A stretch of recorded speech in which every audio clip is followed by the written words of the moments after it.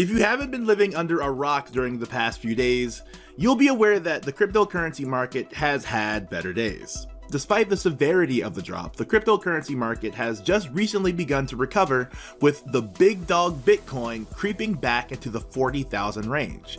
But then there was Biden.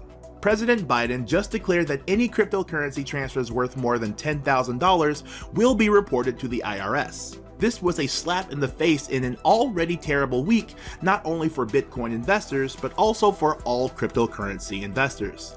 Of course, this idea hasn't yet been approved, but if it is, reporting of cryptocurrency transfers will begin in 2023. The crypto community and media are unconcerned about whether it will be implemented today or in 10 years. Their biggest worry is that the regulation has finally been implemented. Cryptocurrency, according to the US Treasury, poses a great risk of tax evasion. This proposal arrived just one day after China announced a regulatory crackdown on all digital currencies. The United States is not attempting to imitate China's strategy, but rather to reduce tax evasion and close the country's massive tax gap. According to the Treasury, the tax gap was $600 billion last year and is expected to grow to roughly $7 trillion in the next 10 years if nothing is done.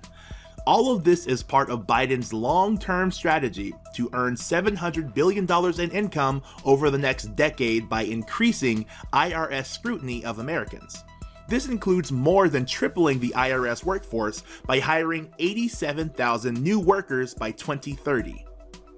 According to the US Treasury Department, wealthy taxpayers conceal more than half of their income outside of earnings and salaries.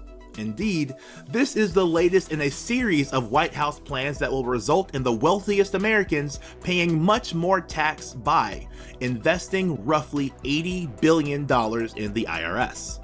The Biden administration seeks to improve the service's ability to identify rich people who avoid taxes. Banks and cryptocurrency exchanges would be required to report all transactions to the IRS, which would receive an upgraded IT system under the plans. The Treasury indicated that audit rates for persons earning less than $400,000 per year will not be raised. According to the chair of the United States Federal Reserve, this is a targeted attack on America's wealthiest individuals. Authorities in the United States should keep an eye on payments made in the private sector by individuals who are not subject to the same regulations as investment firms and banks. He also pointed out stablecoins, which are gaining popularity, as well as the financial operators that offer them. Many of these stable coins, he claims, are tethered to the dollar and pose special risks to financial stability. A strengthened IRS will be able to tighten scrutiny of wealthy tax avoiders. It will also reduce the likelihood of auditing fully compliant taxpayers. This would be a breath of fresh air, given that 45% of people audited in the United States are low-wage employees, and being audited is not cheap. This is completely unjust, and if his new plan is excellent, it will keep the financial elite at bay. The income generated by flow-through businesses has become one of the Biden administration's primary focuses. It is attempting to bridge the gap between taxes owed and taxes paid, dubbed the infamous tax gap, by forcing all financial institutions to report account transactions. The IRS wants pass-through income to be treated more like salary or wages, which employers must report to the government. It's hardly surprising that people report just 45% of their income, since the IRS can't see their profits. In cases where employers are required to report to the IRS, there is a 99% compliance rate. The proposed reporting framework would also include financial institutions and cryptocurrency exchanges.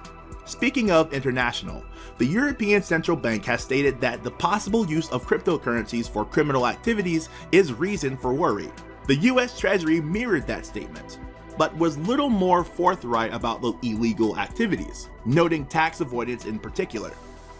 The Treasury expects new restrictions to go into force in 2023, giving financial companies plenty of time to adapt. The improved visibility into taxpayer accounts alone is estimated to net the IRS $460 billion out of its planned $700 billion. Powell stated in a video message that the Federal Reserve is investigating how and whether Bitcoin may strengthen the present US banking system. the Federal Reserve has considered creating its own cryptocurrency, known as a central bank digital currency, or CBD. In the next months, the Federal Reserve will release a discussion paper outlining the risks and advantages of creating a CBC and will collect public feedback before proceeding.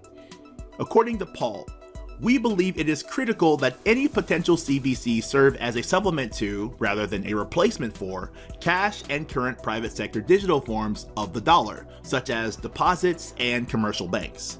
Jay Powell isn't the only government figure asking for cryptocurrency regulation.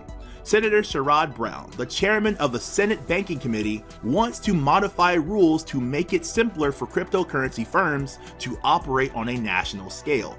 Brown addressed the letter to the Office of the Comptroller of the Currency, or the OSS, which controls national banks. Brown cautioned against providing federal charters to companies seeking to promote access to quote-unquote risky and unproven digital assets and technologies. He requested Michael Hsu, the acting comptroller, to review recent decisions to let 3 cryptocurrency businesses, Anchorage, Paxos, and Patco, to become national trust banks. According to Brown, these tech companies will utilize their government charters to persuade clients that their business methods are stable, secure, and trustworthy. As stable as a local community bank, he feels they should not be allowed to make this claim. He went on to say that because crypto assets are so unstable, the OSS couldn't regulate them like regular banks, as we have observed in recent days. Because of the numerous uncertainties prevalent in the digital asset world, such as the volatility of digital asset prices and the unfair effect individuals may have on whole cryptocurrency markets, the OSS cannot prohibit these companies in the same way that traditional banks can. The Trump administration did little to nothing to control the cryptocurrency boom. In reality, the OCC went in the other direction, pursuing a series of crypto-friendly actions. Brooks, the former comptroller of the Brain, to register to become national trusts with the agency last year. These are unique financial institutions that are permitted to handle client assets without accepting deposits. These charters would allow businesses to operate across state borders while adhering to a single set of federal regulations. They would also allow the companies to possibly extend their range of financial services. It's like a predictable movie scenario. Brian Brooks departed the OSS to lead Finance's United States division. He had already laid the foundations to secure his success as the chair of a large cryptocurrency exchange. So far, Michael Hsu seems to be a one-of-a-kind individual. Despite the fact that he has just recently begun working at the OSS, he has already indicated that he would take a tough position on regulating technological innovations and finance. Hsu went on to say that he would look at recent steps to make it simpler for banks to store crypto assets on behalf of their clients. Michael Hsu stated in testimony to Congress on May 19th that the OCC was in discussions with other bank regulators at the Federal Deposit Insurance Corp and the Federal Reserve. They aim to form an interagency policy sprint team to develop cryptocurrency-specific strategies. The Biden administration intends to invest $80 billion on the IRS. This would enhance the outdated technology systems they now utilize and allow them to double their audit staff. That alone is estimated to generate over $320 billion in profit, or $240 billion net if the initial investment is repaid. However, before going all in on the crypto crackdown, there is a fair case to be made that revamping the IRS is out of date. According to the US Treasury, technology should come first. The basic tax return processing system, which processes over 150 million individual returns each year, was developed in 1962. Yes, your taxes are processed using technology that is almost 60 years old. Oh no! How worried were you about the latest crypto crash? So, the crypto world as we know it is changing as a result of these new regulations.